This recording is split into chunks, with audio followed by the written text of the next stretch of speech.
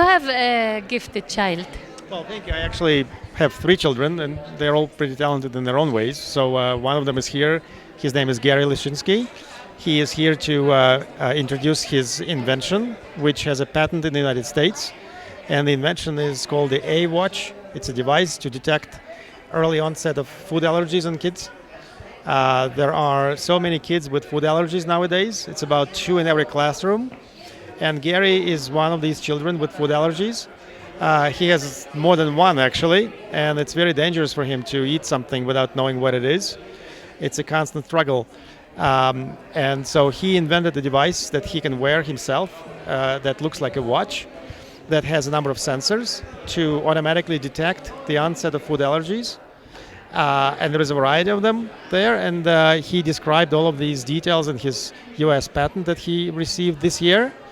And right now he has a prototype of the invention, and he is looking for collaborators to work with him and to bring it to market so that he can save lives of kids who actually not only go to the emergency room in many cases, but some of them actually die from the shock that is caused by food allergies by ingesting something inadvertently. So it's a big subject, and we're very happy that he was invited to present here on the subject. And in the meantime, he's also a big chess enthusiast, and he loves the game. He plays it anytime he can. And here at the festival, he is also playing a 10-board simultaneous games with people who want to play with him. So he's quite happy about that. And I think the question is, did you do anything special in the education of this child? Well, I'm an inventor myself. I have about 70 patents, mostly in medical, 70 patents in a variety of medical devices. And so I encourage them, all my kids actually, to invent something, whether it's a serious invention, like in Gary's case, or his brother. He also invented something serious, which is called the self-disinfecting hazmat suit. It's a suit for people who are doctors fighting Ebola virus, and so many of them contract the disease because they cannot properly separate themselves. So my other kid invented that. But they also... What does the suit do? The suit releases a disinfecting fluid by itself, so that kind of self-washes, and it reduces the chance of a doctor to get infected with this disease. That was inspired by him seeing people on TV with big yellow suits going to Africa a few years ago, so he invented that. But they also invent funny things. Gary was on the Jimmy Fallon show. It's a famous US late-night show with his funny invention of an ear and nose muffs. My other son was also separately with his funny invention. My daughter, who is even younger than Gary, was on the Ellen show with her little invention. So they are little inventors. We have a whole family of inventors here. And so you just told them to do that? But Well, I encourage them a little bit. Whenever we see problems, they think that it's not a problem, but rather an opportunity to solve it. And they constantly come up with all kinds of goofy things. But frequently, some of them are actually quite good. Some of them are funny. And so we'll see how far it'll go. But at the moment, we have a few serious inventions and a number of kind of funny ones. And what do you advise other parents to do so their kids would be creative? It's a very good question. There was a good speaker earlier here who essentially said that human beings are the only species who can see things that are not there and create them first in their minds and then actually work to make them happen. No other animals can do that, at least according to the speaker. And I think that this is actually quite fascinating, that you can create something in your mind and then work to make it happen. This is what happens not only with technical inventions, it happens with music, it happens with art, it happens in architecture. All the big, beautiful buildings that we have around us were first born in the minds of architects. And then eventually they became a reality by the work of many hundreds and thousands of people. So it is a very rewarding experience. Kids are great inventors. They come up with all kinds of stuff that adults don't necessarily think about. And so it's a very rewarding experience for a parent to work with the child and encourage them to be creative and to solve problems and to make things better on themselves. And And they say there is a Jewish gene that makes us like more creative, more inventive, more. Do you think there is such a thing? I don't know. I think that it's probably not a gene, but probably just the fact that it is a long-standing Jewish tradition for parents to spend time with their kids, more so maybe than in other traditions, and that is what is ultimately responsible for kids growing up and believing in themselves and creating things. You here? Okay, so here he is. And so I think that this is probably more due to that. I'm looking at it as a scientist, I'm not sure about the history of that, but there are plenty of inventors and creative people in other cultures, and so anybody can be an inventor, anybody can be a creator.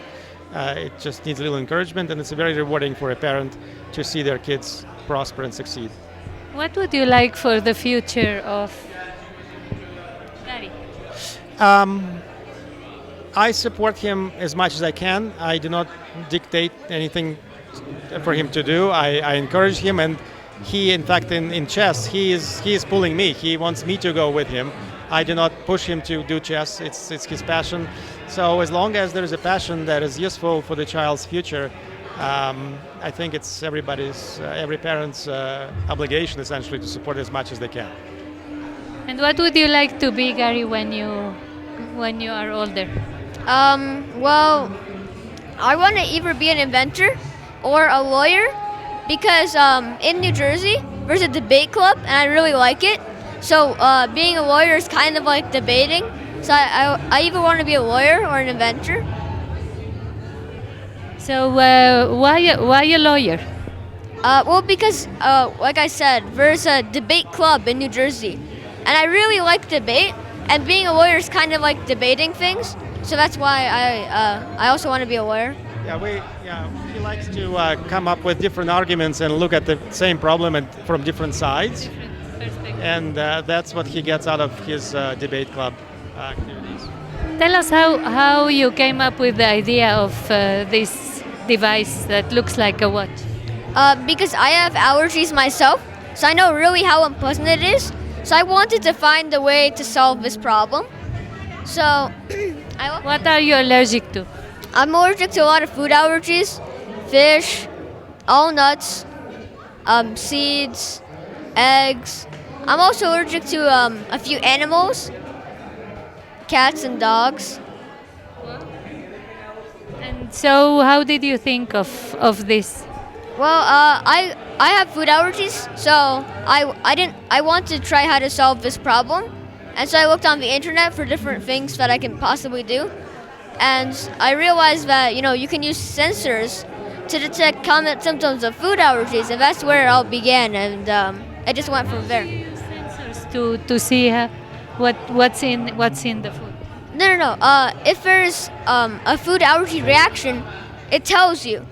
Common symptoms of food allergies are like itching, sweating, increase in heart rate, blood pressure goes down. So there are different sensors that can detect these things, like itching accelerometer, skin galvanic sensor, which is for sweating. There are things for that. And how has been the support of your parents? It's obviously very important, and it's very encouraging that they support what I do. It just makes it easier for me, and it gives me a lot of passion and motivation.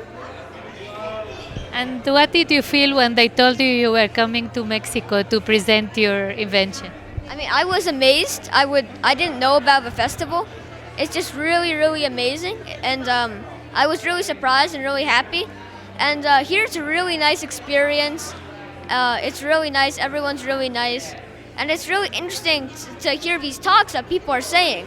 So it's a very nice experience, a very interesting experience. How did they discover you? I don't know. I have no idea. I mean, they just discovered me, and since I thought it would be very interesting, I said yes. So I don't know how they discovered me. I have no idea. Well, we are very happy to meet you both. And thank you for being in this festival. It is inspiring. I saw you playing chess and you are beating everybody. How do you do that? Well, it's really passion, motivation. I have a lot of passion and motivation towards chess. And like online, you can, figure out openings, which is like the first moves of chess. And you can do middle game, which is like the middle moves of a chess game. And then you can do end game, which is like the last 10 or 15 or 20 moves of a game. So it's really passion and motivation combined with the internet and lessons from strong chess players, which just, brings it all together. There is one more secret that Gary has in chess, and I will probably divulge it now, which is he has nothing else to worry about. He has nothing else to think about, so he can dedicate his attention to all of this and follow his passion. And that's when he beats older people, they have to worry about their families, their mortgages, their work. He has no worries whatsoever, and so that allows him to play freely and to enjoy himself. He's doing well in school as well. He's strong in mathematics, and one of the strongest things here is, well, two things. One is he learned to perform very well under time pressure and under significant constraints of the game. Yeah, because in chess we have what's called time control. You have a certain amount of time for the entire game, and eventually when you get down to like 1 or 2 minutes, you have not much time. That's in chess what we call time pressure. So from just experience, I've learned how to do well under time pressure, and it's good because it's not just chess-wise time pressure, but like you have only a few days to decide whether you want to take a job or things like that. It's outside of just chess. Yeah, and the other useful skill, of course, is analysis. He learns to analyze different possibilities and look at all options, which is a useful skill in general as well. So Did he learn from where? Who taught him?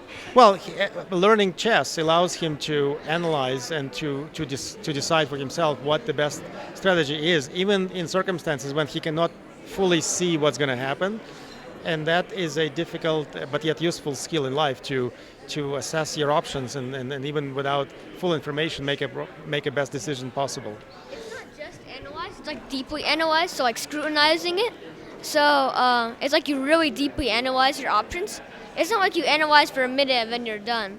It's just you really analyze deeply, and then that's what's really good about it. You were born in the Soviet Union. Yes, I was born and I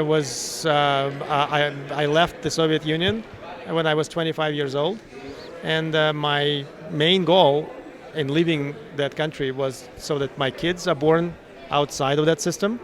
And that's exactly what happened with Gary. I'm happy to have all my kids that are born in the United States, in the free world. And so we also have discussions about different structures and different systems and different governments all the time. And I'm very happy that I was able to do that because they only have to learn from books, not from reality. What did you learn from reality? Well, obviously the Soviet system was one, totalitarian system, and so there was no freedom for the people, and freedom has its own problems and its own, issues. But at least the person can possibly change his own life, where that was not an option in my old country. So in that sense, I'm very happy that I. And how was it for Jews? Well, I was very happy that by the time I was able to immigrate, there was a large number of refuseniks who really suffered a lot and who really put their lives and their health and their reputation and their livelihood on the line. And I'm forever grateful for these people who really went against the Goliath of the government, and what they did, we all benefit from. And so I follow these, the most famous names. I show their photographs to my kids. I explain to them what they did, how courageous they were, because they benefited from this. So what do you think about socialism? Well, I hope that these kids will learn about this mostly in books and not really having to live through that. Politicians promise a number of things to people and they can never deliver on them. And I hope that the people are smart enough to understand that it's been promised before many times. The whole story repeats itself many times, and it never happens, ever. And the thoughts that somehow we will do it differently this time are just naive. However, the problem, unfortunately, is that people believe what they want to believe rather than what they should believe, which is the facts.